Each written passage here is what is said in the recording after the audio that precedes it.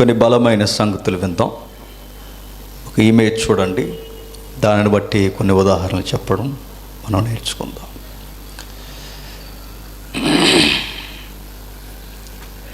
Christian ethics. ఎంతమంది మరి ఈ పదాన్ని విన్నారో నాకు తెలియదు, కానీ చాలా విలువైనది. ఇక రేపటి దినాన్ని మనం చేసుకోబోయేది ఎన్నవ స్వతంత్ర దినోత్సవం? 35.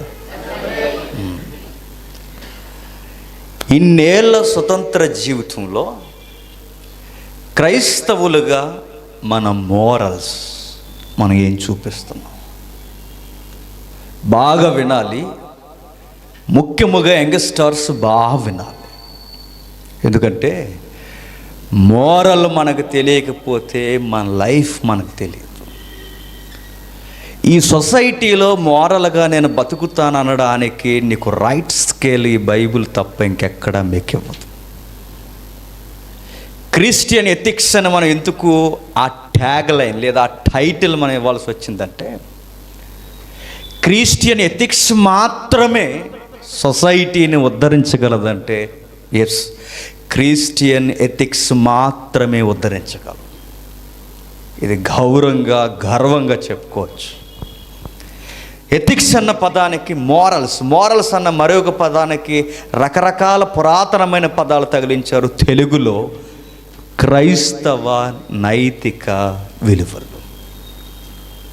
ఎందుకు ఈ క్రైస్తవ నైతిక విలువలు మనం గూర్చి ధ్యానించాలి అంటే, ఇది మన లైఫ్ని, మన దేశాన్ని ప్రక్షాళన చేస్తుంది. నన్ను చాలా భారభరితంగా ఆలోచింపజేసిన సబ్జెక్ట్ ఇది. మీరు జాగ్రత్తగా వినాలి. మీరు చూడండి, ప్రాక్టికల్గా మన వాక్యంలోకి వెళ్ళొద్దు. ఒక వాక్యాన్ని టచ్ చేసి ఈ వారానికి ఎక్కువ ఉదాహరణలు తీసుకుంటాం. ఇది ఒక్క భాగంతో తేలేదు కాదు. దీనికి సిద్ధమా? ఇది తెలిస్తే నువ్వెందుకు సినిమా చూడకూడదో నీకు తెలుస్తుంది. ఇది తెలిస్తే నువ్వెందుకు ఎదుటి వారిని కామెంట్ చేయకూడదో నీకు తెలుస్తుంది. ఇది తెలిస్తే మీ అమ్మ నాన్న కళ్ళల్లో నువ్వెందుకు కన్నీరుకు కారకుడుగా ఉండకూడదో నీకు తెలుస్తుంది. ఈ క్రిస్టియన్ ఎథిక్స్ నీకు తెలిస్తే నీ స్వభావాన్ని బట్టి అనేకులు ఎలా నడుచుకోవాలో నువ్వు రైట్ డెమోగా ఉంటావు. దానికి ఒక ఉదాహరణతో బయలుదేరదాం. ఒక వాక్యాన్ని, రోమిలికి రాసిన పత్రిక, అపోస్తుడైన పౌలు రోమిలికి రాసిన పత్రిక, అపోస్తుడైన పౌలు రోమిలికి రాసిన పత్రిక 12వ అధ్యాయం. అపోస్తుడైన పౌలు రోమిలికి రాసిన పత్రిక 12వ అధ్యాయం 1వ వచనం నుండి, కాబట్టి సహోదరులారా, పరిశుద్ధమును దేవునికి అనుకూలమైన సజీవ యాగముగా మీ శరీరములను ఆయనకు సమర్పించుకొనుడని దేవుని వాత్సల్యమును బట్టి మిమ్మును బతిమాలు కొనుచున్నాను. ఇట్టి సేవ మీకు యుక్తమైనది. మీరు ఈ లోక మర్యాదను అనుసరింపక ఉత్తమం, అనుకూలమును, సంపూర్ణమై ఉన్న దేవుని చిత్తమేదో పరీక్షించి తెలుసుకున్నట్లు మీ మనస్సు మారి నూతన మగుట వలన రూపాంతరము పొందుట. ఈ 2 వారాలు మనం తీసుకునే బేస్ రెఫరెన్స్ ఏంటంటే 2వ వచనం, మీరు ఈ లోక మర్యాదని అనుసరింపక అన్నట్టు. ఏంటంట? ఈ లోకానికి ఒక మర్యాద ఉంది, ఈ లోకానికి ఒక మోరల్ ఉంది, ఈ లోకానికి కొన్ని ఎథిక్స్ ఉన్నాయి. కానీ బైబిల్ అంది వాటిని ఫాలో అవుతుంది. మీకు ఎంతమందికి ఈ మాట పొడుస్తుందో నాకు తెలియదు.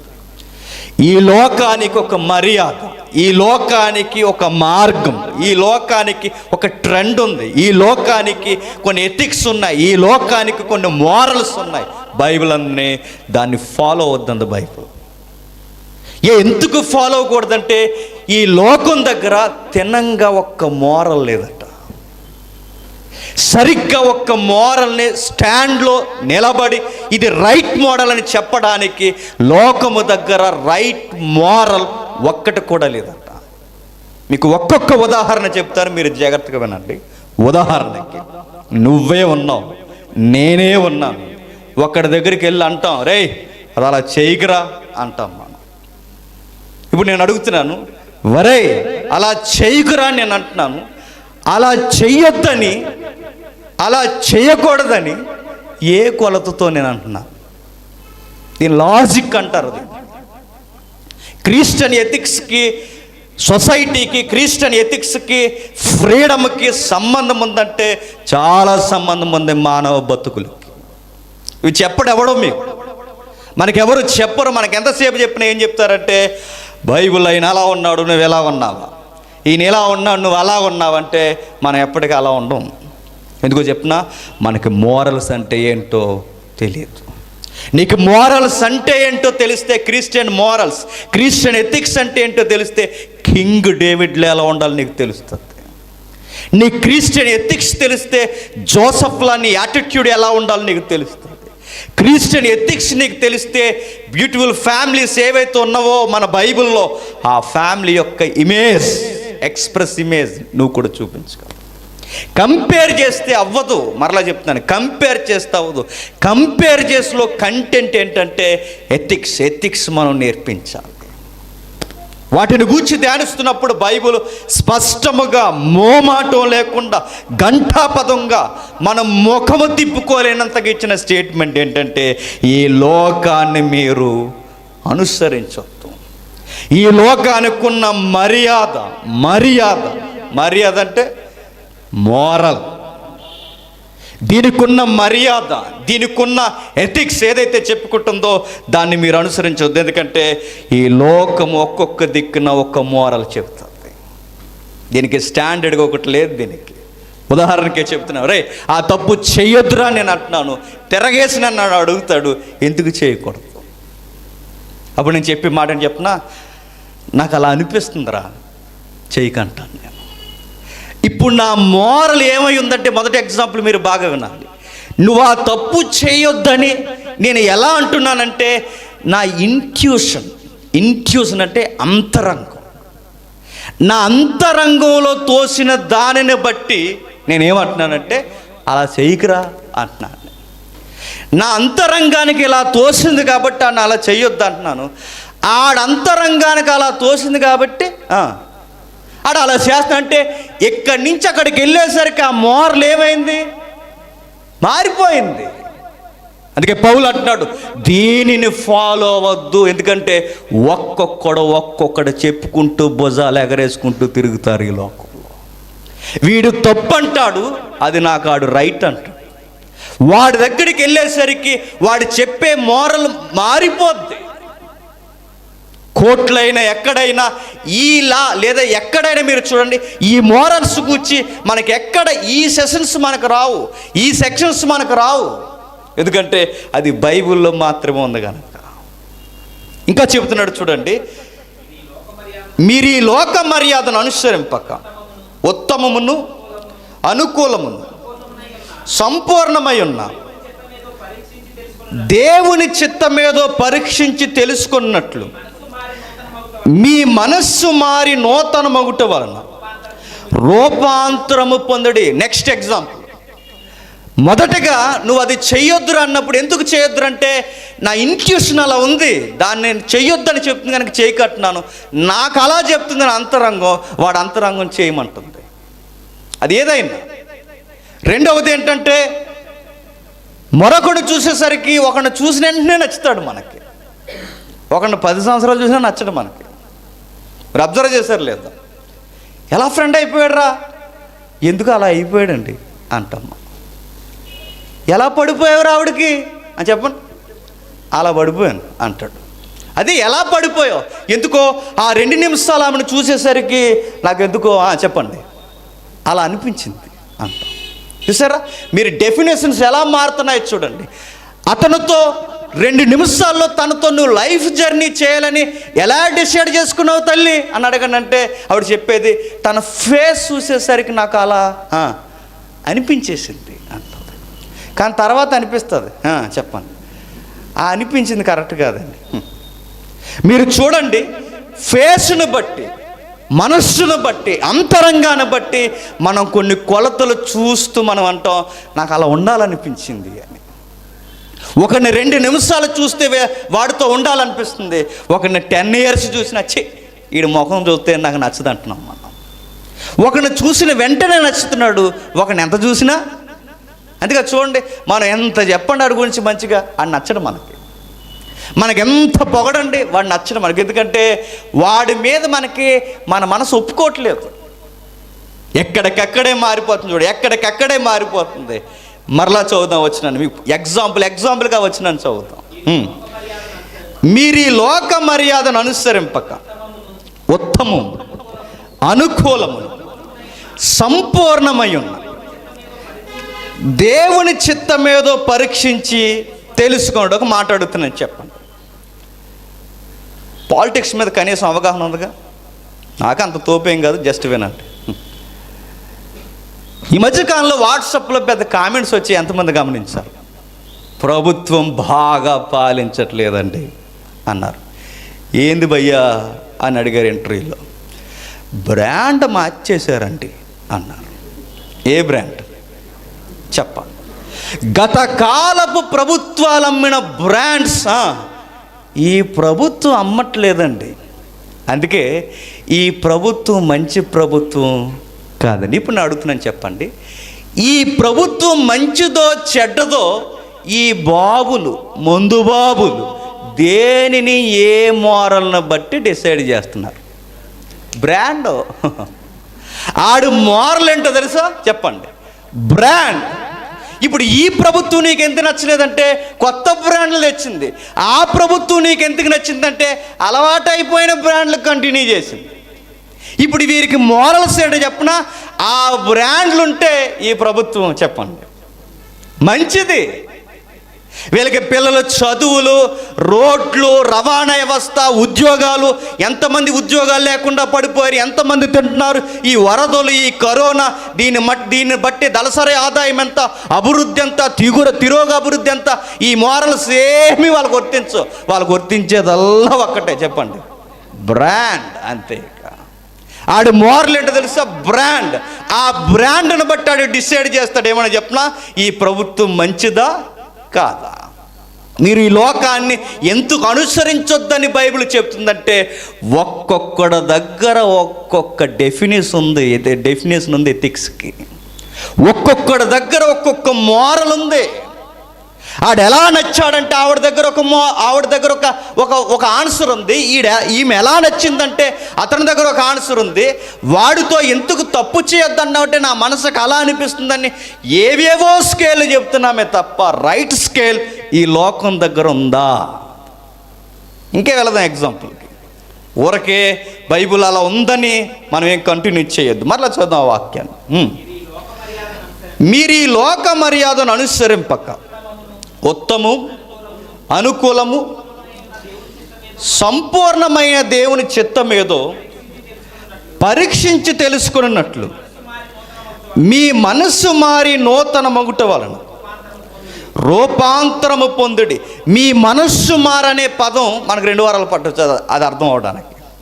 ఈ రోజుకి మనం చూస్తున్న ఒకే ఒక్క పదం మర్యాద.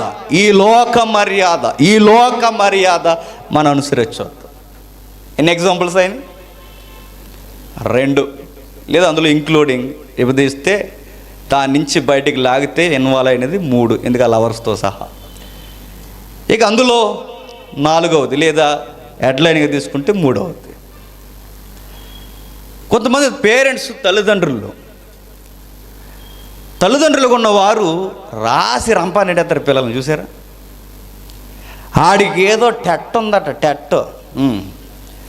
ఆడి టెట్ట రాయించడానికి అని కోడి పెట్టలా చేసేస్తారు చూడండి. కావాలంటే ఆ నెక్కడికి వెళ్ళనిస్తారా? ఎగ్జామ్ బయట ఎక్కడికి రా అంట. ఆడు మళ్ళీ లోపలికి వచ్చేస్తాడు గడప దాకా వెళ్ళి. సరదాగా అలా బయటికి వెళ్ళి ఒక గంట వెళ్ళలేదు. ఇంకా 4 రోజులు ఉంది, ఎక్కడికి రా అని అడుగుతా. అలాగే మమ్మీ అంట. మీరు అబ్జర్వ్ చేయండి. ఆడు టెట్ ఎగ్జామ్ అయ్యేంత వరకు వాడికి కమాండ్స్ ఎలా ఉంటాయి, మామూలుగా ఉండవు. ఆడు బుక్ తీయలేదో చెప్పండి, ఆడికి ఫుడ్ కూడా పెట్టరు. మరికొంతమంది పేరెంట్స్ ఉంటారు, ఈడు ఎట్టా అయినా సరే, మన లాంగ్వేజ్ చెప్తున్నాను, ఎట్టా అయినా సరే ఈడు ఎగ్జామ్ సెంటర్లో, కోచింగ్ సెంటర్లో, అవసరమైతే ఈ హాస్టల్ రూమ్లో అన్న పెట్టేసి సరే ఈ నెట్ అయినా సరే చెప్పండి ఆ టెట్ ఎగ్జామ్ పాస్ అయిపోవాలి. అది పాస్ అయిపోవడానికి అవసరమైతే ఆడు ఒంటరిగా చెప్పండి ఆ నల్లులు కుట్టేసే రూములు వదిలేస్తారు. ఆడు ఎగ్జామ్ పాస్ అయ్యేందుకు ఆడిని ఏదో ఆడికి అన్నం లేకపోయినా ఆ ఉట్టు సారుతైనా బతికమంటారు నెలంతా. ఉండలేకపోతున్నాను మమ్మీ అంటే, ఉండరా, ఎందుకు ఉండవు అని అడుగుతారు. సరిగా ఫుడ్ దొరకట్లేదు అంటే, దొరకకపోయినా ఉండు అని అడుగుతారు. నేను అడుగుతున్నాను, మనం దగ్గరికి వెళ్ళి, అంటే మీ పిల్లలే కదండి ఇలా చేస్తున్నారేంటి సార్, ఇది కరెక్ట్ కాదేమో, మీ పిల్లల్ని ఇంత రాచి రంపాన్ని పెట్టేస్తున్నారు ఒక ఎగ్జామ్ కోసం అంటే, వాళ్ళ పేరెంట్స్ డిగ్నిటీగా ఇచ్చే ఆన్సర్ ఏంటి చెప్పనా, ఆడిని ఇలా పెట్టకపోతే ఆడు ఎగ్జామ్ పాస్ అవుట్. వాళ్ళు బాగా వినండి, రాబోయే ఫలితం కోసం వీళ్ళు రాజీ రంపాన పెడుతున్న ఈ వైలెన్స్ అంతా దేన్ని బట్టి వీళ్ళు రైట్ అనుకుంటున్నారు, రిజల్ట్ని బట్టి.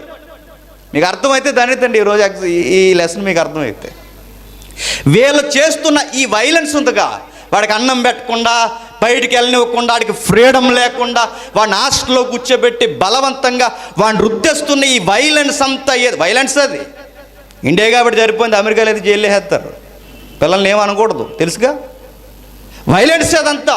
ఆ వైలెన్స్ ఇంత జరుగుతున్నప్పుడు ఇదంతా మీకు రైట్ ఎలా అనిపిస్తుందంటే, వాళ్ళ దగ్గర ఒక ఆన్సర్ ఉంది, ఎగ్జామ్స్ను బట్టి ఇవన్నీ రైట్, మేము ఏం చేసినా రైట్. వాడి పిరుదులు ఆసిపోయేలా కొట్టేసినా రైట్, వాడి చేతులు ఒంగిపోయేలా కొట్టేసినా రైట్, వాడి చెవులు తిప్పేసినా రైట్. ఆ ఫేస్బుక్లో ఒక వీడియో వచ్చింది, ఆ కోనసీమ బుడ్డోడు మాట్లాడుతున్నారు చూడండి, బొలుబొలుబని కొట్టేసాడు మేడం అంటున్నాడు, చూసారా అది ఎలా కొట్టేసాడట, ఓ ఎమ్మి అంటున్నాడు చూసారా, మందే కోనసీమ, బలుబలుబని కొట్టేసాడు, నీకు వాట్సాప్ పంపితే ఏడిచేస్తావు, నువ్వేమనుకుంటున్నావు అంటున్నాడు. చూసారా వాడికి ఎలా అనిపిస్తుంది అంటే, వాడి దృష్టిలో మాస్టర్ గారు తప్పు అంటున్నాడు. చెప్పండి, మాస్టర్ గారి దృష్టిలో వీడికి అల్లు వచ్చే వరకు విమానం మూత రావాలని మాస్టర్ అనుకుంటున్నాడు. ఇప్పుడు ఎవడి యాంగిల్ వాడుకుంది ఉందా లేదా?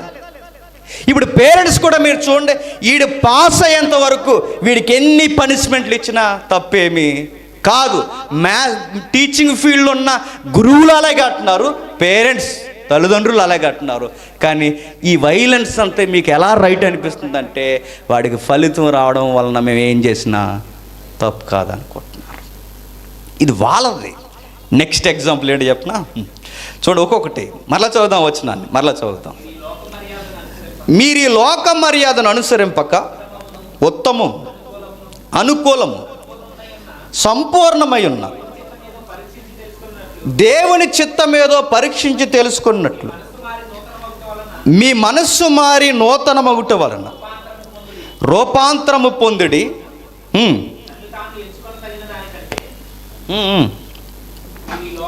మీరు ఈ లోక మర్యాదని అనుసరింపక ఆగుదాం. ఇప్పుడు ఎన్ని ఎగ్జాంపుల్స్ చూసాం మనం. మొట్టమొదటి, ఒక నలా చెయ్యొద్దంటున్నానంటే నా దగ్గర ఉన్న కొలత ఏంటంటే ఏమీ లేదు, నా దగ్గర రాజ్యాంగం లేదు, బొంద లేదు, ఏమీ లేదు, నాకు అలా అనిపిస్తుంది అంతే, అలా అంటున్నాను నేను. మరొకటి నెక్స్ట్ ఎగ్జాంపుల్ ఏంటంటే, నీకు అక్కడ ఎలా నచ్చాడంటే ఆ ఫేస్ అలా నచ్చేసింది, ఆ మనసుకు అలా అనిపించింది. ఒకటి 10 సంవత్సరాలు చూసినా నచ్చడు, చెప్పండి, ఒక 2 నిమిషాలు చూస్తే నచ్చుతాడు. 3 ఎగ్జాంపుల్ ఇప్పుడే చెప్పాను, 3 బ్రాండ్. 3 ఎగ్జాంపుల్ వాళ్ళు చెప్పింది ఏంటి చెప్పినా, మీరు ప్రభుత్వం మంచిదా చెడ్డదని మీరు ఎలా చెప్తున్నారంటే, బ్రాండ్, పాత బ్రాండ్ ఉంటే మంచిది, కొత్త బ్రాండ్ వస్తే చెడ్డది, అంతే. ఇక 4 ఎగ్జాంపుల్ ఏంటంటే, పేరెంట్స్ ఒక రిజల్ట్ కోసం వీడిని ఎంత నలిపేసినా తప్పేమీ కాదు. ఇలా లోకంలో చూడండి, లోకంలో ఇన్ని ఉదాహరణలు, ఇన్ని మోరల్స్ కూర్చిన ఇన్ని ఎక్స్ప్లెనేషన్ ఉంటే నువ్వు ఏది అనుసరిస్తావని బైబిల్ అడుగుతుంది. మీకు అర్థమైతే భలే ఉంటుందంటే, నీకు ఇన్ని డెఫినేషన్స్ కనబడుతుంటే నువ్వు దేనిని అనుసరిస్తావు? ఏది ఉత్తమం? బ్రాండీ సాపడుది ఉత్తమా? తాట తీసేస్తున్న టీచర్ది, పేరెంట్స్ది ఉత్తమా? దెబ్బలు తినేసి మూలిగేస్తున్న ఆడి మనసులో ఉన్న ఆ బాధ ఉత్తమమా, లేకపోతే నాకు అలా అనిపించిందని మనసు చెబుతుంది నా మనసు నచ్చింది చేస్తానన్న అది ఉత్తమమా? ఏది ఉత్తమం? ఇన్నిట్లో ఏది ఉత్తమమని నేను ఫాలో అవ్వాలి? ఇది అర్థమైందో లేదో తెలియదు, కానీ ఈ కాజ్ ఇంకా వెరైటీగా ఉంటుంది చూడండి. నెక్స్ట్ ఎథిక్స్ ఏంటో చెప్పిన హిగోయిజం. ఒక అమ్మాయి ఉంటుంది చూడండి, ఏంటట ఎథికల్ ఈగోయిజం అన్నారు. దీన్ని ఎథికల్ ఈగోయిజం అన్నారు. ఈగో అంటే అదో రకం అన్నమాట. అది నేను నా వ్యవహారం చెప్పండి, దీన్ని ఈగో అంటారు. ఈగోయిజం. ఆమెను చూడండి, చూస్తే ఏమర్థమైంది?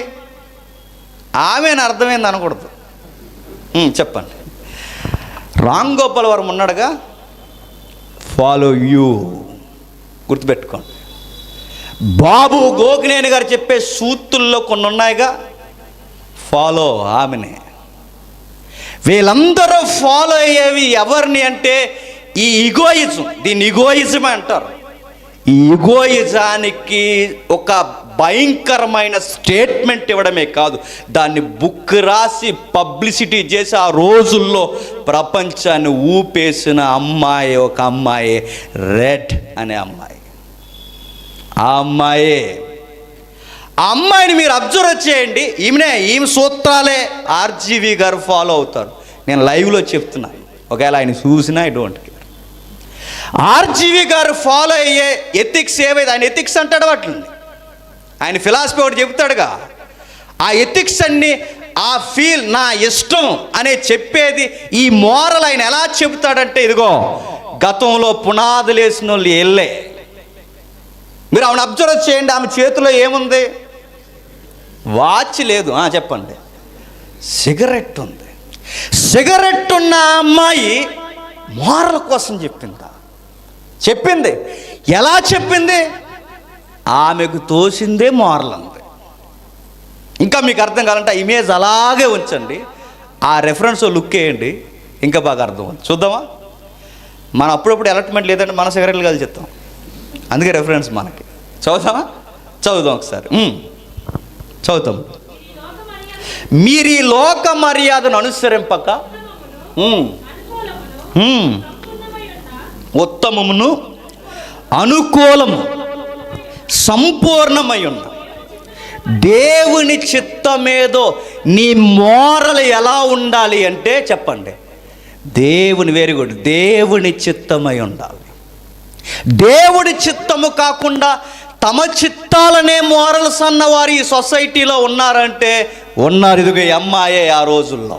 ఆ అమ్మాయి చెప్పింది ఇప్పటికీ మేధావులని పాటిస్తున్నారు. అందుకే మీరు చూడండి వాళ్ళ కామెంట్స్ ఎలా ఉంటాయో నేను చెప్తాను చూడండి. సిగరెట్ ఎందుకు కాలుస్తున్నారండి అని ఆమెను అడిగామనుకోండి, వాళ్ళు ఏమని చెప్తారు చెప్పిన ఈగోతో ఆన్సర్. కాల్చాలనిపించింది, చెప్పండి, కాలుస్తున్నాను. వాళ్ళు చెప్పిన ఆన్సర్ని రైట్ అనడానికి వాళ్ళు చెప్పే మోరల్ ఏంటో చెప్పనా? బాగా వినాలి. మీకు ఎంతమందికి అర్థమవుతుందో నాకు తెలియదు, అర్థం కాకపోయినా ఇన్నట్టే పెట్టండి మొహం అంతే. ఆమె చెబుతుంది, మీరు సిగరెట్ ఎందుకు కాలుస్తున్నారండి అని అడిగితే కాల్చాలనిపించిందండి అని అంటారు. అదేంటండి అని అంటే వాళ్ళు చేసే సిగరెట్ కాల్చే తప్పుని రైట్ అనడానికి ఆమె చెప్పే రైట్ ఆన్సర్ అనుకునే ఆన్సర్ ఏంటి చెప్పనా? నేను దొంగచాటుగా ఏం కాల్చట్లేదు కదండి అంటది. అంటే నేను దొంగచాటుగా కాల్చట్లేదన్న ఒక మోరల్ అనుకున్న మోరల్ని చూపిస్తూ తన తప్పుని చెప్పండి సమర్థిస్తుంది. బాగా వినాలి. ఈ మధ్యకాలంలో సిచ్యువేషనల్ బోధలు ఎక్కువైపోయినాయి. వాళ్ళందరికీ గొడ్డలు పెట్టి ఈ 2 తరగతులు బాగా వినాలి, అందరికీ అర్థమవుతుంది. ఎవరి సిచ్యువేషన్ అడిగి ఏడుస్తుంది, మీకు అర్థమవుతుందో లేదో. అందుకే చెప్పేది మీకు బాగా వినండి. మీరు ఎలా కాలుస్తున్నారంటే ఆమె చెప్పే ఆన్సర్ అని చెప్పినా, నేను జర్జాగానే కాలుస్తున్నాను, నేనేమి దొంగతనంగా కాల్చట్లేదు, నాకు కాల్చాలనిపించింది కాలుస్తున్నాను. అదేంటండి మీ వలన సొసైటీ మీద భారం పడుతుందేమో అంటే ఆమె అనే మాట అని చెప్పినా, నేను సొసైటీ మీద భారం పడాలని ఏం కాల్చట్లేదండి, నా గుండెల మీద పడాలని కాలుతున్నానండి అంట. అదంటే మీకు సొసైటీ మీద మీకు ఆసక్తి ఏమీ లేదంటే వాళ్ళు అనే మాట ఏంటి చెప్పిన, సొసైటీని బాగు చేసేంత మంచోడినేమి. సరే ఈ మాటలు ఎలా ఉన్నాయి? ఇంటర్వ్యూలు అంటే అర్థమవుతాయి అన్నీ మీకు. ఇంకొకటి, ఆ కొలతలోనే మీరు ఎలా వస్తే ఆర్జీవి గారు ఒక రోజు అన్న మాట ఏంటి చెప్పిన, మీకు ఏమీ తోచకపోతే మీరు ఏం చేస్తారండి అని అడిగారు యాంకర్ గారు. మీకు అర్థమైందో లేదో? ఈగో ఎథిక్స్ ఇవి. ఈరోజు బాగా ఫ్యాషన్ అయిపోయింది. నా ఇష్టం, నా వ్యవహారం, నేను తింటాను, తాగుతాను, తిరుగుతాను, కాలుస్తాను, ఎవరికి భయపడను, కాళ్ళు ఎగరేది తిరుగుతాను, పై బత్తా తీసేస్తాను, కింద ప్యాంట్ చింపేసుకుంటాను, నా ఇష్టం వచ్చినట్టు తిరుగుతాను, నేను ఇద్దరిని చేసుకుంటాను, ముగ్గురిని చేసుకుంటాను, 10 మందిని చేసుకుంటాను, నేను పబ్లిక్గా, సిగ్గులేని ఒకటి చెప్పాడు, నేను పబ్లిక్గా కారులో సెక్స్ చేశాను. అది హీరో మనకి. మేము పబ్లిక్గా ఎలా చేసాం, మా తమ్ముడు నేనే కలిసి ఇంకొకరి దగ్గరికి వెళ్ళాం, సిగ్గులేని కామెంట్లు. ఆ హిందీ షో ఒకటి జరుగుతుంది, అవి వద్దంటూ వచ్చేస్తుంది న్యూస్లు మనకి. ఇవన్నీ మోరస్. వాళ్ళ ఇగోని వారు ఎలా చెప్పుకుంటారు చెప్పనా, నేను బోల్డ్గా ఉంటానండి అంటే అది కూడా మోరల్ అన్నమాట. బోల్డ్ అంటే ఏంటని అడగండి, అది కూడా మోరల్. అంటే దాని అర్థం ఏంటి చెప్పనా, బోల్డ్ అంటే ఏమీ దాచుకోకుండా, సిగ్గు లేకుండా బయటికి అలా ఇప్పుకుని మాట్లాడేసి దాన్ని ఏమంటారు చెప్పండి, అది ఆరు మోరల్ అంటది. యాంకర్ అడుగుతున్నారు, ఏం చేస్తారండి, ఏం చేస్తారు మీరు, ఏం చేస్తారు ఉదయాన్నే, మీకు ఏం ఊచిపోకపోతే, మీకేం టైం పాస్ అవ్వకపోతే, ఏమి తోచకపోతే మీరు ఏం చేస్తారంటే, అంత పెద్ద మనిషి నడివయసు దాటిన ఆయన అన్న మాట అని చెప్పనా, ఉదయాన్నే గ్రీన్ టీ తాగుతాను అనలేదు ఆయన, ఉదయాన్నే టీ కాఫీలు తాగుతాను అనలేదు ఆయన, ఉదయాన్నే 2 లీటర్ వాటర్ తాగుతాను అనలేదు ఆయన. ఉదయాన్నే ఏం చేస్తారు సారు అని అడిగితే ఆయన అన్న మాట అని చెప్పనా, బ్లూ ఫిల్మ్స్ చూస్తా అన్నమాట. అదేంటి సార్ మీరు ఇంత లైవ్ ఇంటర్వ్యూలో మీరు ఎలా చెప్పగలుగుతున్నారు, తప్పు కదా అంటే ఆయన అన్న మాట అని చెప్పనా, అది మీ దృష్టిలో తప్పు. ఇది ఈగోయిజం అంటే, నా దృష్టిలో రైటు, మీ దృష్టిలో తప్పు, అది నా దృష్టిలో రైటు అంటే మరలా అదేంటి సార్, ఇంత హోదాలో ఉండి ఒక డైరెక్టర్ అయి ఉండి, మీరు పెద్ద రచయితలు అయి ఉండి ఈవిడితో సహా మాట్లాడుతున్నాను, ఇంత సొసైటీలో ఇంత పేరు ప్రఖ్యాతులు ఉన్న మీరు ఇలాంటి బోల్డ్ స్టేట్మెంట్లు మీరు ఇస్తే ఇంపాక్ట్ స్టూడెంట్స్ మీద లేదా సొసైటీ మీద లేదా యంగ్స్టర్స్ మీద మీకు ఇది పడితే వాళ్ళ జీవితాలు ఏమవుతాయని అడిగితే ఆయన అన్న మాట ఏంటి చెప్పినా, నన్ను ఎవడు ఫాలో అవ్వమన్నాడు అన్నాడు. చూసారు, మీకు విన్నారు లేదో? నేను ఫాలో అవ్వమని అడిగానా, నా ఫీలింగ్ చెప్పాను. నేను ఫాలో అవ్వమని అడిగానా, నా మనసు చెప్పాను. నేను ఎలా చేయమని చెప్పానా, నేను ఎలా చేస్తున్నానని చెప్పాను. నేనేం చేయమనేమి చెప్పలేదు. నా సినిమా చూడమన్నానా, అలా చూస్తున్నారు. నేనేమైనా దగ్గరుండి టికెట్ ఇంతని చెప్పానా, ఏమీ చెప్పలేదు. నాకు థియేటర్ లేకపోయినా పర్లేదు చెప్పాను. చూసారా, దీన్నే ఎథికల్ ఈగోయిజాన్ని మోరలిజం అనుకుంటున్నారు. ఇంకా అనే మాటని చెప్పినా, ఇలా మీరు ఇలా ఫాలో అవుతూ సొసైటీ అంతా చెడిపోద్దండి, మన స్వతంత్ర భారతదేశం ఇలా అయిపోయి మగ్గిపోద్దండి ఇలాంటి విషయంలో అంటే ఆయన అన్నాడు మాటని చెప్పినా, దేశాన్ని బాగు చేసేంత మంచోళ్ళం కాదులేండి మేము అన్నాడు. ఇంకెవడ చెప్తాడండి ఇంకా, మీకు అర్థమవుతుందా? ఇప్పుడు ఇలా మాట్లాడితే దాన్ని ఇగో అనాలి, దాన్ని మోరల్ అంటారు. దాన్ని ఏమంటారు చెప్పండి? ఇగో. ఎందుకురా మీ ఆవుని కొడుతున్నావు చెప్పండి అర్థమైపోద్ది. మా ఆవిడే నా ఇష్టం కొడతాను, మధ్యలో నీకేంటి అంటాను. ఆవిడని కూడా అన్నా అనుకుని మీరు వెళ్ళిపోండి బాబు అంటుంది ఆవిడ. అది ఆవిడిష్టం, ఎవడిష్టం వాడికి ఏడిసింది. చూసారా, ఇవన్నీ మనం చూస్తుంటే లోకములో ఉత్తమంగా అనుసరించేదిగా అనుకూలంగా ఉండే ఒక్క మోరల్ మనకు కనబడుతుందా చెప్పండి. అందుకే పౌలు గారు, అందుకే అండి బైబిలు తగిన కాలం అందే రాయబడింది. అందుకేనండి బైబిలు అనేక మంది మేధావులు కూడా తలదించి ఒప్పుకున్నది ఏంటంటే, క్రిస్టియన్ ఎథిక్స్ని మించిన ఎథిక్స్ ఈ భూమి మీద ఎక్కడా లేవు అన్నాడు. ఇంతకన్నా రైట్ స్కేల్, ఇంతకన్నా రైట్ బెంచ్ మార్క్, ఇంతకన్నా రైట్ మోడల్ ఈ భూమి మీద ఎక్కడలేదు. అందుకే పౌలు గారు అంటున్నారు, బలవంతం కాదు, మిమ్మల్ని ఏ తోసుపుచ్చే మాట కాదు, మీరు చెక్ చేసుకోండి అన్నాడు. ఎవరు?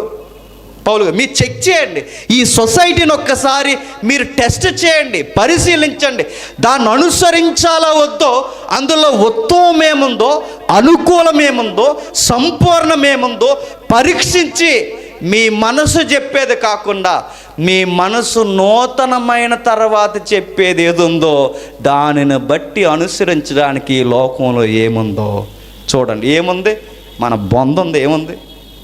ఏమీ లేదు. ఏముంది ఇక్కడ? ఈ లోకంలో అనుసరించడానికి ఒక్కటి ఉందా చెప్పండి? లేదు. ఇది రైట్ అనడానికి ఒక్కొక్క దిక్కుకి వెళ్ళేసరికి మారిపోతుంది. ఇంకా మీకు చెప్పాలి అంటే మనది ఏ దేశం? ఇంకే దేశం అన్నారంటే రేపు 75. చెప్పండి, మనది ఏ దేశం? భారతదేశం. మరో మాట, భారతదేశంలో ఒక మనిషి సగటున ఒక పురుషుడు ఎన్ని పెళ్ళిళ్ళు చేసుకోవాలి? మారల్ కోసం అడుగుతున్నా. మన ఆర్టికల్ ప్రకారం భారతదేశంలో ఒక మనుషుడు ఎన్ని పెళ్ళిళ్ళు చేసుకోవాలి? ఎన్ని? ఏంటి మీ కొత్త రాజ్యాంగం రాస్తారా? చెప్పండి మరి. రాజ్యాంగంలో లేదనకండి. ఎన్ని మళ్ళీ అది చెప్పండి. ఒక్కటే చేసుకోవాలి.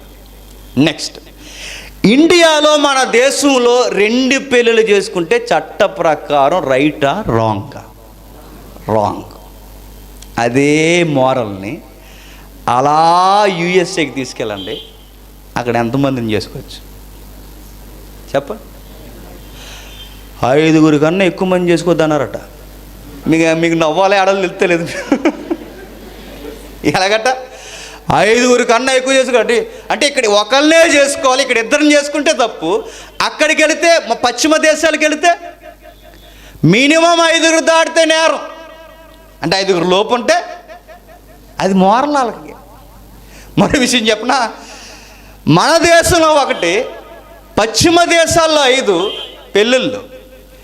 అదే సౌదీ షేక్ అరబ్ ఉన్నారుగా, ఎవరైనా ఆయన పేరు వద్దులేండి, సౌదీ షేక్ అరబ్ గారు 10 పెళ్ళిళ్ళు చేసుకున్నాడు అనుకోండి, ఆయనకు ఆ మాత్రం ఉండాలండి అన్నారట.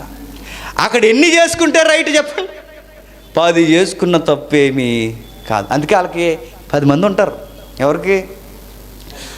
వాళ్ళు అంతమంది ఉన్నారు కానీ పనులు చేసుకోవడానికి సరిపోకే చెప్పండి. అదనమాట. ఇంక డైరెక్ట్ కామెంట్ అవుతుంది, నేను తీసుకెళ్ళిపోతారు ఇక్కడి నుంచి. అక్కడ సంతానం ఎక్కువ, ఫ్యామిలీ ఎక్కువ, అన్నీ ఎక్కువ. వాళ్ళ సౌదీ షేక్ అరబ్ ఎవరైతే ఉన్నారో ఆయన 10 పెళ్ళిళ్ళు చేసుకుంటే అక్కడ ఉండే సౌండ్ అండి చెప్పిన పబ్లిక్లో, మన రాజుకి ఆ మాత్రం చెప్పండి స్టేటస్ ఉండాలన్నాడు. ఎంతమంది? 10 మంది. అది వాళ్ళ మోరలో. మీరు ఫేస్బుక్ అప్పుడప్పుడు చూస్తారు లేదు కానీ నేను ఫేస్బుక్ ఒకటే చూస్తానండి. ఇంకో బుక్ చూస్తే నా బుక్ పాడైపోద్దని నాకు అర్థమైంది. ఎందుకంటే ఈ ఇన్స్టాగ్రామ్ ఉందిగా, దయచేసి అది వాడొద్దని చెప్తాను. ఎందుకంటే ఫేస్బుక్కైనా కాస్త సెన్సారు ఆజ్ఞలు ఉన్నాయేమో కానీ ఇన్స్టాగ్రామ్కి లేవు. నేను ఓ రోజు ఓపెన్ చేసిన, అందులో మంచి హెచ్డీలు ఉంటాయి, క్వాలిటీ ఇమేజ్లు ఉంటాయి. ఓపెన్ చేసిన అదో రకం హెచ్డీ కనిపించింది నాకు. అది హార్ట్ బీట్ ఎక్కువ. దీన్ని వాడడం వల్ల నేను సొసైటీకి గాస్పల్ చెప్తాను లేదా కానీ చెప్పండి, నా బుక్ క్లోజ్ అయిపోయేలా ఉందని అర్జెంటుగా ఎవరో అమెరికాలో మోడల్ కనిపించింది నాకు. చూసిన ఆవిడ వచ్చింది ఫ్రెండ్గా, వచ్చినట్టు నేను వద్దన్నాను, ఇంకా ఆ బుక్ తీస్తాను. అప్పుడప్పుడు చూసేది ఏమంటే ఫేస్బుక్ చూస్తాం. అందుకని నాకు ఇన్స్టాగ్రామ్ లేదు. మన పేరు మీద చాలామంది వాడుతున్నారట. మరి వాళ్ళు ఎవరో సమర్థులు, బూతులు ఆడుకుంటూ ఉంటే చాలు. ఎవరో పి జేమ్స్ ఇన్స్టాగ్రామ్ అని ఉందట, మరి నాకు తెలియదు, నేనేమి ఓపెన్ చేయలేదు. పడితే మంచిదే, సొసైటీలో అన్నీ ఉపయోగించి సువార్త తీసుకెళ్ళడం మంచిదే. కాకపోతే నాకు భయం వేసింది, నా వీక్నెస్ చెప్తున్నాను, అందుకే వద్దన్నాను. ఫేస్బుక్లో ఒక రోజు ఒక వీడియో చూశాను నేను. సల్మాన్ ఖాన్ తెలుసుగా, ఒక పెళ్ళికి అటెండ్ అయ్యారండి వీళ్ళందరూ. మోరల్ ఎలా ఉంటుంది చూడండి. ఇంకెళ్ళిపోదాం వాక్యంలోనికి. ఓ పెళ్ళికి వీళ్ళందరూ అటెండ్ అవుతున్నప్పుడు కరీనా కపూర్ వచ్చింది, కత్రినా కైఫ్ వచ్చింది. అలా ఎవరండి అనకండి, అంత లేదు మనకి శారమ్మన్నది వెళ్ళదు కానీ చెప్పండి కదా. కరీనా కపూర్, కత్రినా కైఫ్, నెక్స్ట్ సల్మాన్ గారి కాత ఐశ్వర్య రాయ్, సోనాక్షి, ఇంకెవరెవరో వచ్చారండి. వీళ్ళందరూ వచ్చిన తర్వాత ఇంచుమించు ఒక 5 జంటలు వచ్చాయి. వీళ్ళు వస్తున్నప్పుడు ఇటీవల కాలంలో అందరికి పెళ్ళిళ్ళు అయిపోయినాయి. తెలుసుగా, ఇది కూడా కరెంట్ అఫైరే. మరి ఏం చేస్తాను ఉంది సొసైటీ, ఎందుకంటే వాళ్ళ సినిమాలు కూడా కరెంట్ జీక్ అవుతున్నాయి. వీళ్ళందరూ ఒక్కొక్కరు పెళ్ళికి వస్తున్నప్పుడు కరీనా కపూరు, సైఫ్ అలీ ఖాన్ ఎవరో ఉన్నారు, ఆయన తీసుకుని వచ్చింది. కత్రినా కైఫ్ అబ్బాయి ఎవడో ఉన్నాడు గడ్డవాడు, ఆయన తీసుకొచ్చింది.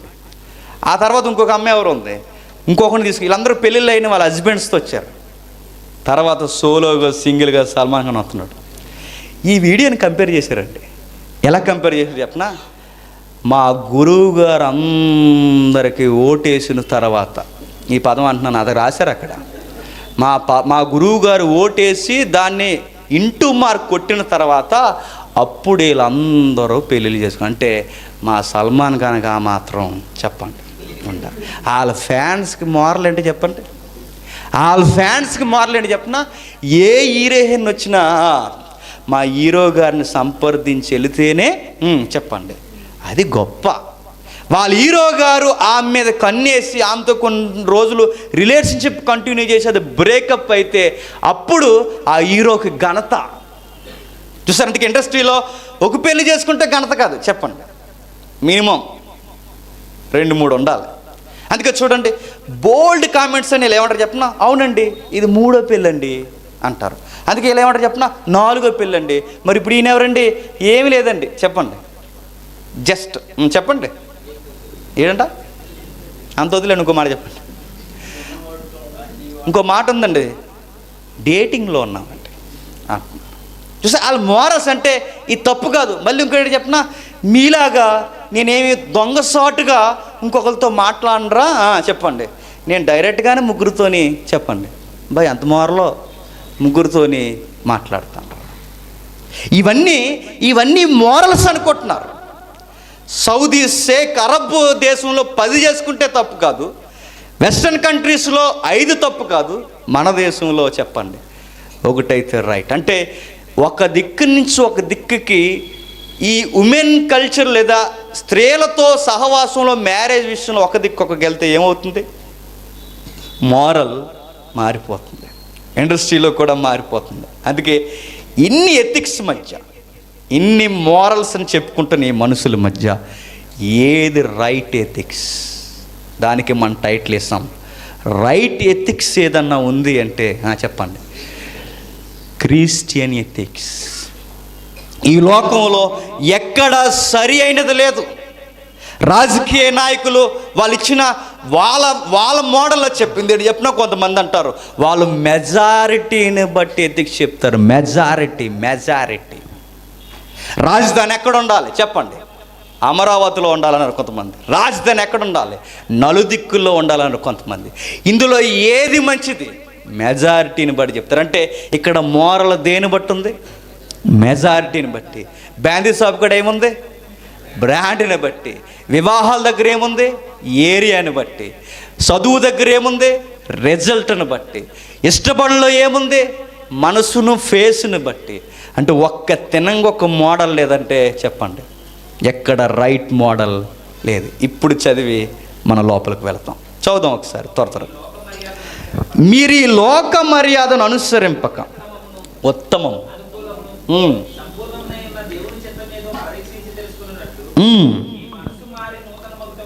మీ మనస్సు మారి నూతన మగుట వలన రూపాంతరము పొందిడి. మర చదువుదాం.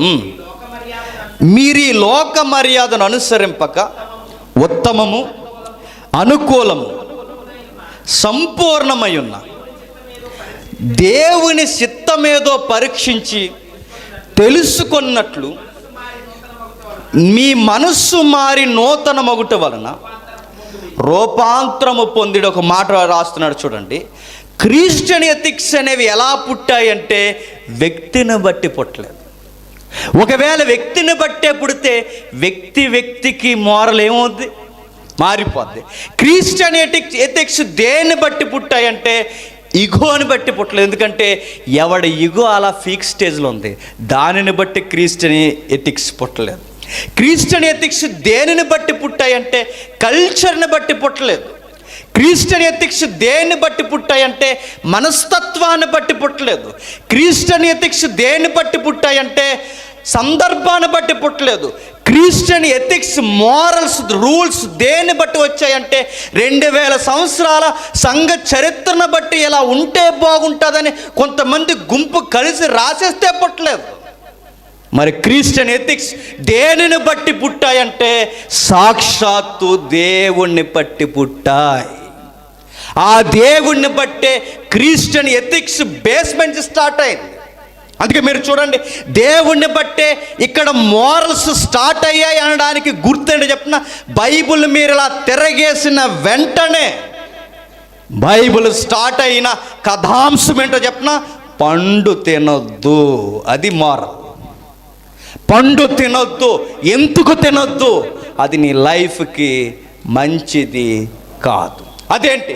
నాకు కమాండ్స్ ఉంటే, తినొద్దన్న ఒత్తిడి నా మీద ఉంటే నాకు స్వేచ్ఛ, ఫ్రీడమ్, స్వతంత్రం లేనట్టేగా.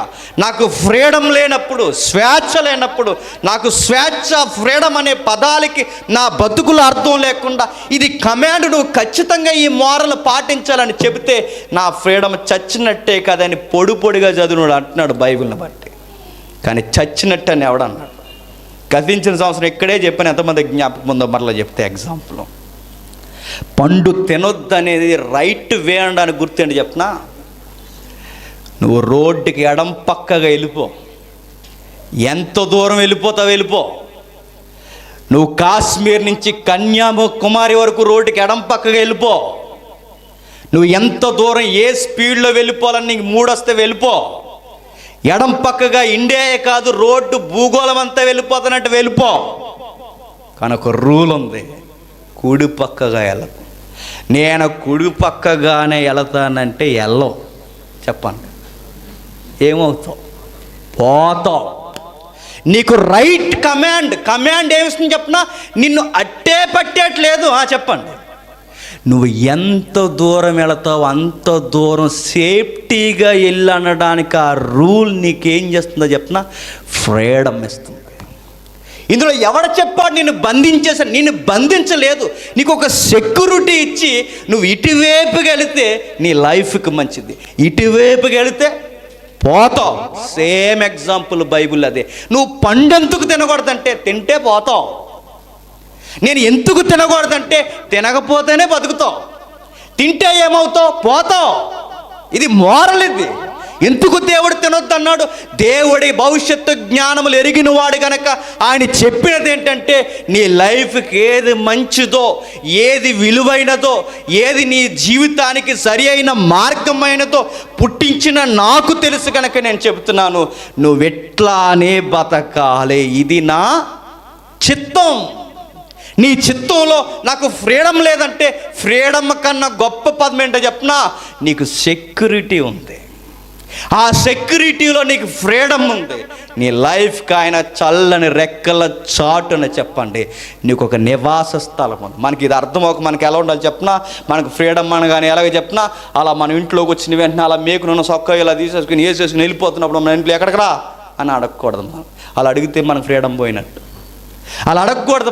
మన అలా చొక్కేసుకుని అలా వెళ్ళిపోయి టపాలమని ఎవడని గుద్దేసి ఇలా పై సొక్క అంతా చిరిగిపోయిన తర్వాత ఇలా వచ్చేస్తాం సీరియస్గా. అప్పుడు అడగాలన్నమాట మనల్ని. అప్పుడు అడిగిన తర్వాత సిరిగిపోయిన తర్వాత అప్పుడు అడుగుతారు, ఎక్కడికి వెళ్ళావురా అంటే, ఎక్కడికి వెళ్ళానులే అంట.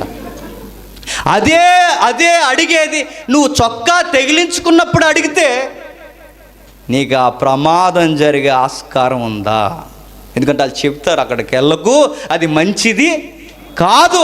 ఆ బండెక్కకు, అది మంచిది కాదు. ఆ రోడ్డుకి వెళ్ళకు, మంచిది కాదు. కానీ మనం ఫ్రీడమ్ అనగానే ఏమనుకుంటాం చెప్పినా, మనల్ని ఎవరు ఏమీ అడగకూడదు. ఇగో ఫ్రీడమ్ అనుకుంటే ఎవడ చెప్పాడు ఇగో ఫ్రీడమ్ అని? మన పైన ఒక మోరల్ ఉండాలి, మన పైన ఒక కమాండ్ ఉండాలి, మనల్ని అడిగే వాళ్ళు ఉండాలి, మనకి జవాబుదారితనం ఉండాలి, మన దగ్గర ఆన్సర్ అడిగే వాళ్ళు ఉండాలి. ఇలా ఉన్నప్పుడే మనకు చెప్పండి ఫ్రీడమ్ అని చెప్పి మన భారతదేశానికి రాజ్యాంగం లేదో చెప్పండి, ఉందా లేదా? ఫ్రీడమ్ అన్న తర్వాత రాజ్యాంగం లేదు, ఆర్టికల్స్ లేవు, సెక్షన్స్ లేవు, ఏమీ లేవు. మీ ఇష్టం వచ్చినట్టు తిరగండి అని చెప్పిందా? ఫ్రీడమ్ అంటే ఏంటి చెప్పినా, దీనికి ఒక రాజ్యాంగం ఉంటుంది. ఫ్రీడమ్ అంటే తెలుసా? ఆర్టికల్ ఉంటుంది. ఫ్రీడమ్ అంటే సెక్షన్స్ ఉంటాయి. ఫ్రీడమ్ అంటే ఎథిక్స్ ఉంటాయి. వీటికి కట్టుబడినప్పుడే చెప్పండి నీకు భారతదేశానికి స్వతంత్రం. ఇస్తానన్న స్వతంత్రం కొన్ని నెలలు వ్యవధి దాటుతున్నంత వరకు ఎందుకు బ్రిటిష్ వారు స్వతంత్రాన్ని మన దేశానికి ఇవ్వలేదంటే వారు చెప్పిన కాజ్ ఏంటో చెప్పినా, ముందు రాజ్యాంగం రాసుకుంటే అప్పుడు ఇస్తామన్నారు. అంటే రాజ్యాంగానికి అంటే కమాండ్స్కి, నిబంధనలకి లేదా ఆజ్ఞలకి, స్వతంత్రానికి సంబంధం ఉందంటే బ్రిటిష్ వాడు ఉందన్నాడు. మీకు అర్థమైందో లేదో? అది ఉంటేనే మీకు ఫ్రీడమ్, అది ఉంటేనే మీకు ఒక జీవన విధానం, అది ఉంటేనే మిమ్మల్ని మీరు పాలించుకోగలరు. ముందు రాసుకున్నప్పుడు రండి అన్నారు. అప్పుడు వచ్చింది. ఎప్పుడు చెప్పండి? గణతంత్రం అప్పుడు వచ్చింది మనకి 26. ఎప్పుడు? ఆగస్టు పోయి ఈ నెలలన్నీ రాసుకుంటే అప్పుడు మనకు వచ్చింది. చెప్పండి. జాగ్రత్తగా ఏం ఉండాలో, ఏం తీసేయాలో, మరలా ఎవరైతే డాక్టర్ బిఆర్ అంబేద్కర్ ఆ 7 మెంబర్స్ ఎవరైతే ఉన్నారో వీళ్ళంతా కలిసి డిస్కషన్ చేసి, లార్డ్స్ ఎవరైతే ప్రభువులు ఉన్నారో ఇది మంచిది, మా దేశానికి, మా కల్చర్కి, మా సనాతన ధర్మాలకి ఇవి ఉండాలని కొన్ని ఫైట్ చేసి పెట్టిన తర్వాత వెళ్తున్నారు అబ్బాయిలు అన్నారు. ఎవరు? బ్రిటిష్ వాళ్ళు. మోరల్కి నిలువెత్తు సాక్ష్యం ఏంటి చెప్పిన? కమాండ్స్ ఉండాలి. కమాండ్స్. ఆ కమాండ్స్ ఈ లోకంలో ఉన్నవి సరిపోతాయో లేదో నాకు తెలియదు, కానీ ఒక విషయం నేను చెప్తాను. క్రైస్తవుడికి మాత్రం రైట్ కమాండ్స్ ఏమైనా ఉన్నాయంటే చెప్పండి, క్రిస్టియన్ కమాండ్స్. అవి మనం ఫాలో అవ్వాలి. అందుకే చదువుదాం మరలా ఒకసారి, చదువు త్వరగా వెళ్ళిపోతాం. మీరు ఈ లోక మర్యాదను అనుసరింపక ఉత్తమం, అనుకూలము,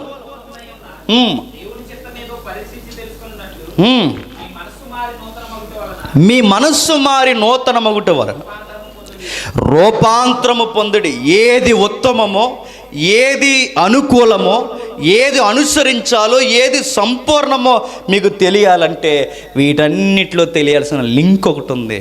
దేవుని చిత్తం తెలియాలి. దేవుని చిత్తం తెలియకపోతే ఏది ఉత్తమమో మనం ఎప్పటికీ చెప్పండి తెలియదు, ఏది అనుసరించాలో మనకి ఎప్పటికీ తెలియదు. అందుకే బైబిల్ చెప్తుంది, బైబిల్ మనకు నిజమైన స్వేచ్ఛను కలగజేస్తుందట. బైబిల్ మోరల్స్, రూల్స్ మనకు నేర్పిస్తుందట. ఎక్కడుందో తెలుసా? చదవకు వచ్చినాన్ని ద్వితీయోపదేశకాండం ముగించుకుందాం. వచ్చేవారు ఇంకా ఆలోచిద్దాం. ద్వితీయోపదేశకాండం 4వ అధ్యాయం. ద్వితీయోపదేశకాండం 4వ అధ్యాయం. ద్వితీయోపదేశకాండం 4వ అధ్యాయం 6వ వచనం. ఈ కట్టడలన్నిటినీ మీరు గైకొని అనుసరింపవలెను, వాటిని గూర్చి ఈ జనుల దృష్టికి అదే మీకు జ్ఞానం. మరలా చదువుతాం. ఈ కట్టడలన్నిటినీ మీరు గైకొని అనుసరింపవలెను, వాటిని గూర్చి విను జనముల దృష్టికి అదే మీకు జ్ఞానము, అదే మీకు వివేకము. వారు చూసి నిత్యముగా ఈ గొప్ప జనము జ్ఞాన వివేచన గల జనమని చెప్పండి చెప్పుకొందురు. అక్కడ ఎన్ని మాటలు రాశాడో చూడండి, మీకు ఎలా అర్థమవుతుందో. కానీ ఈ కట్టడలను గైకొనుచు, వాటిని అనుసరించుచు, వాటిని వింటూ, వాటిని దృష్టిలో పెట్టుకుని ఎవరైతే జ్ఞానమును అనుసరించి నడుస్తారో వారు వివేకం గలవారు, చెప్పండి జ్ఞానము గలవారని చూస్తున్న జనం అంటారట. అరే మీకు ఇంత రైట్ మోడల్స్ మీకు ఎలా వచ్చాయిరా అని సొసైటీ అడుగుతుందట. వాళ్ళు అడిగినప్పుడు వాళ్ళకి తెలిసే ఆన్సర్ ఏంటి చెప్పినా, వాళ్ళ దేవుడు అట్లా అంటోడ్రా అని చెప్పుకుంటారట. మీకు అర్థమైందో లేదు? వీళ్ళు ఎలా చేయగలుగుతున్నారా ఇంత మంచిగా? అరే వీడికి ఇది చేస్తే ఇది మంచిది అన్న ఈ తూకం లేదా ఈ కొలత వీడికి ఎలా తెలిసిందిరా అన్నప్పుడు సొసైటీకి ఆన్సర్ ఏంటి చెప్పినా, వాళ్ళ దేవుడు పెట్టిన రూల్స్ అలా ఉంటాయిరా అని చెప్పుకోవాలట.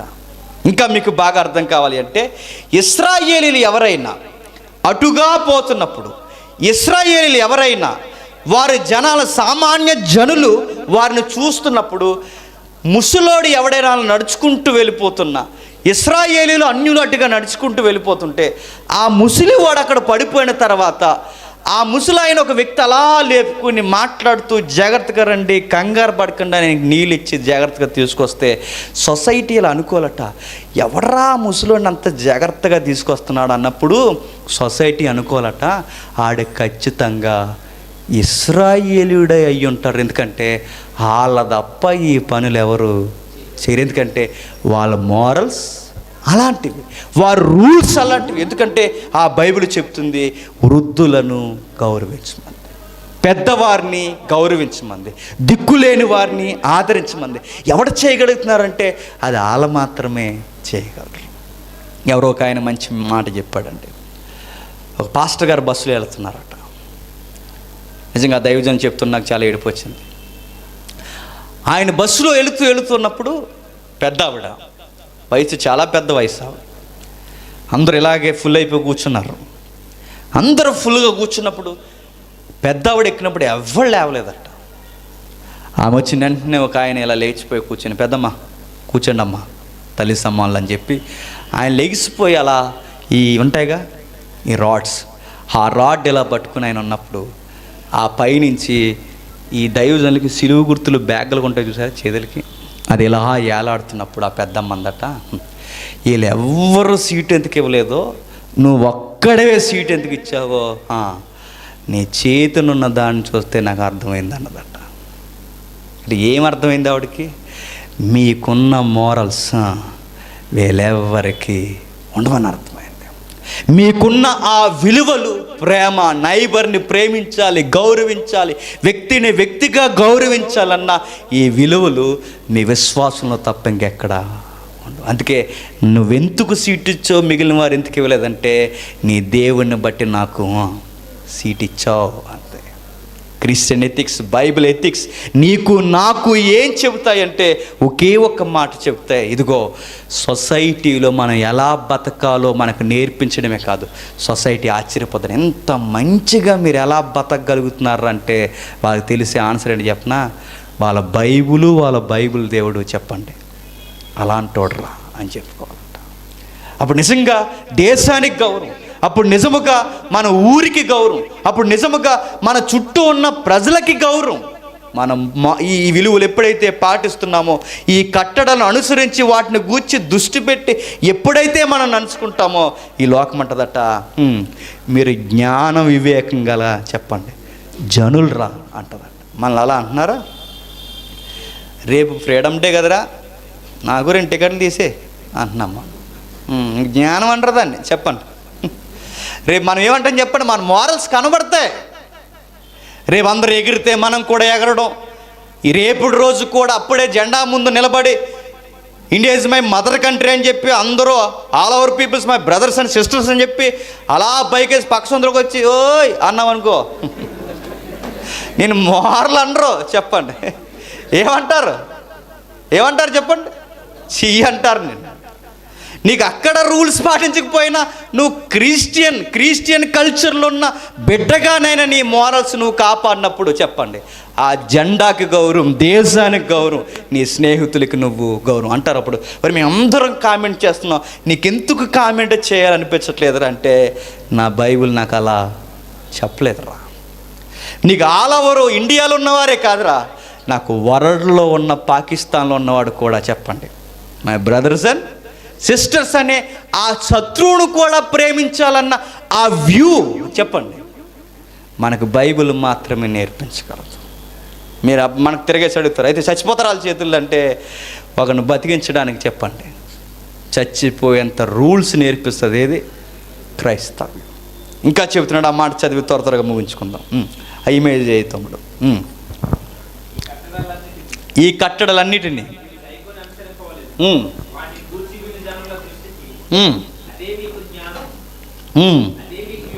అదే మీకు వివేకము, వారు చూసి నిశ్చయముగా గొప్ప జనం, జ్ఞాన వివేచము గల జనమని చెప్పుకొందురు. చూసారా ఏమని చెప్పుకోలేడు సొసైటీ? నిత్యముగా వీరు తీసుకునే నిర్ణయాలు, వీరి ఆలోచనలు, వీరి నడవడిక నిత్యముగా గొప్పవి, వీరి జ్ఞాన వివేకం గల మనుషులని సొసైటీ చెప్పుకోలట. అలా చెప్పుకుందాం మన ఇండియా అంటే చెప్పండి చెప్పుకుంది. చూస్తారా ఒకసారి ఫ్రీడమ్ డే గనక గుర్తు చేయాలి. ఇది చూడండి ఒకసారి, కలకత్తా అవర్ కోల్కత్తా ఒకరోజు ఒక విషయం జరుగుతుంది.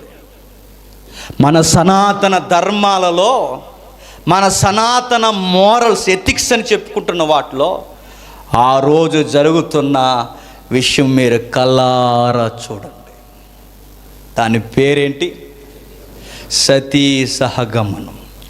భర్త చనిపోయిన వెంటనే భార్య బతుకుండగానే, చెప్పండి, సనాతన ధర్మవాదులు ఎవరైతే ఉన్నారో, మన గురువులు, మన మూల గురువులు, పెద్దలు ఎవరైతే ఉన్నారో వాళ్ళందరూ కలిసి చేసే పని ఏంటంటే, ఇదిగో ఒక భార్య బతుకుండగానే, చెప్పండి, ఒక భార్య బతుకుండగానే, చెప్పండి, ఒక భార్య బతుకుండగానే చనిపోయిన భర్త చితిమంటల మీద ఆ తల్లిని కూర్చోబెట్టి అందరూ దగ్గరుండి కాల్చేస్తున్నారు. అమ్మాయి ఇలా అరిచిందనుకోండి, నన్ను ఎందుకు చంపుతున్నారు, నేను బతుకుండగా నన్ను ఎందుకు చంపుతున్నారు, నా భర్త చనిపోతే నన్నెందుకు చంపేస్తున్నారు అని అడిగితే ఆమెకు చెప్పే మాట ఏంటి చెప్పనా?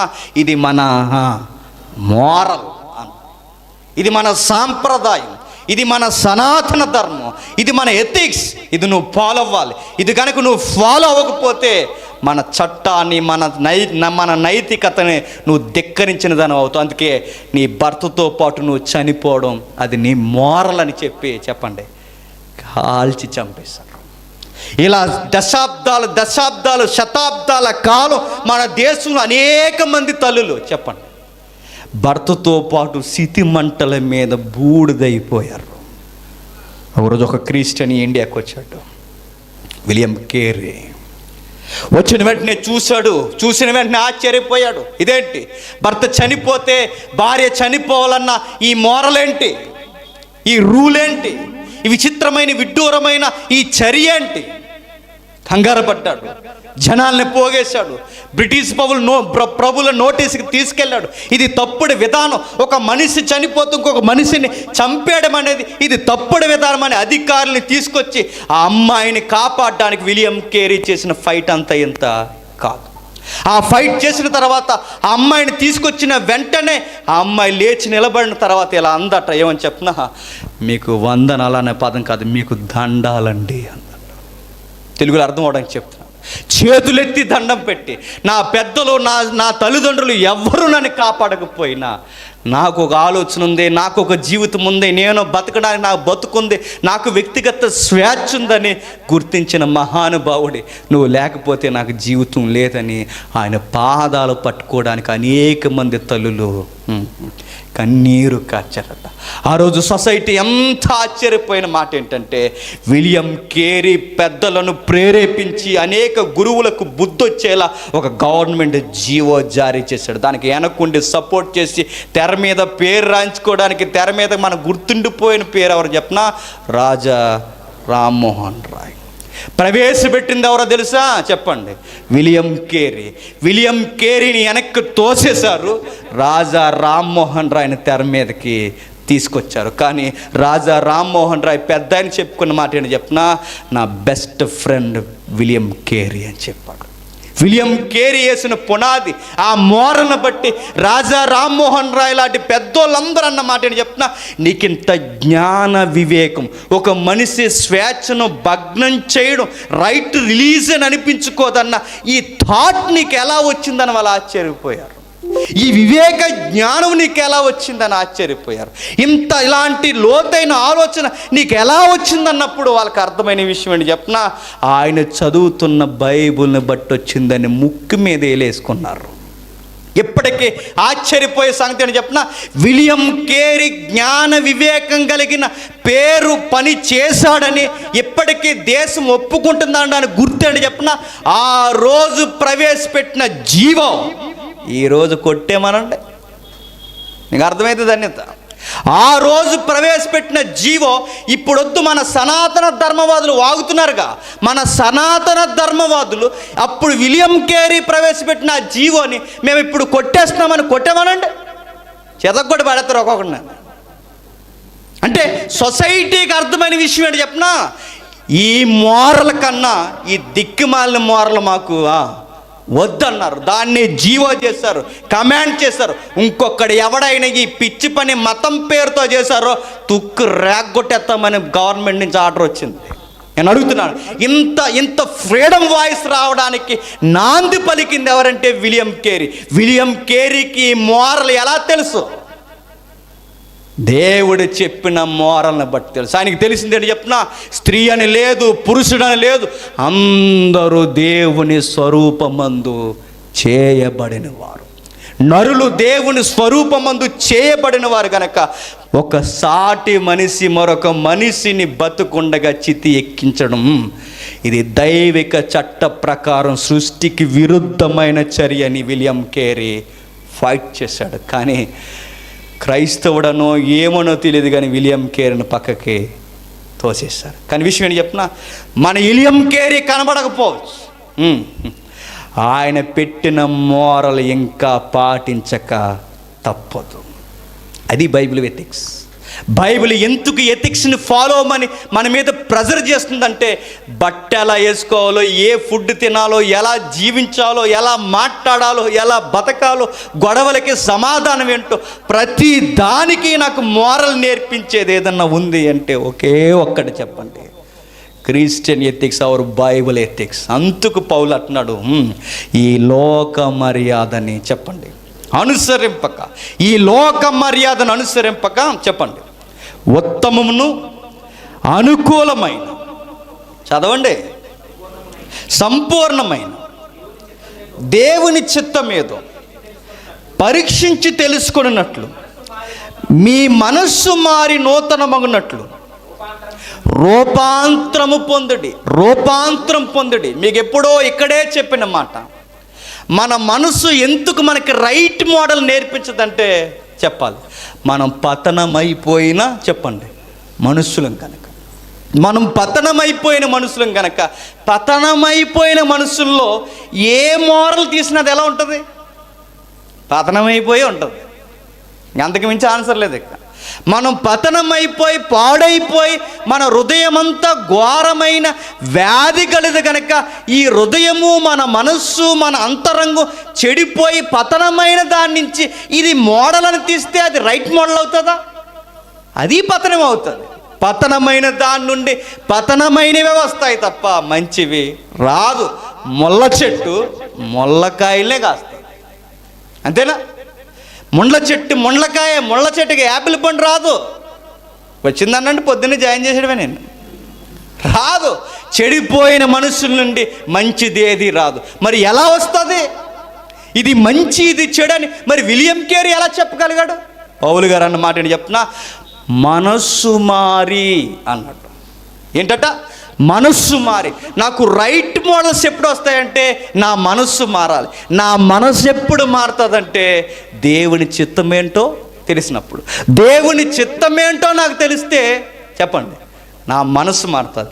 నా మనస్సు మారితే ఏది ఉత్తమమో, ఏది సంపూర్ణమో, ఏది అనుకూలమో నా మనసు నాకు ఇది రైట్ అని చెప్పినప్పుడు, దాన్ని అనుసరించినప్పుడు చెప్పండి నా బతుకు ధన్యమైపోతుంది. ఇది పౌలు గారు చెప్తాను. ఆ ఒక్క వచనంలో ఎన్ని చెప్పాడంటే, ఇదిగో ఈ లోకంలో మర్యాదగా బతకడానికి ఏమీ లేదు. అందుకే ఈ ఫ్రీడమ్ డేస్లో లేదా ఈ ఫ్రీడమ్ డేని జ్ఞాపకం చేసుకోవడానికి ముందస్తుగా ఈ ఆదివారం మనం జ్ఞాపకం చేసుకున్నది దేశానికి గౌరవం ఎప్పుడంటే విలియం కేరీ లాంటి మోరల్స్ చెప్పండి మనం కట్టుబడి బతికినప్పుడు.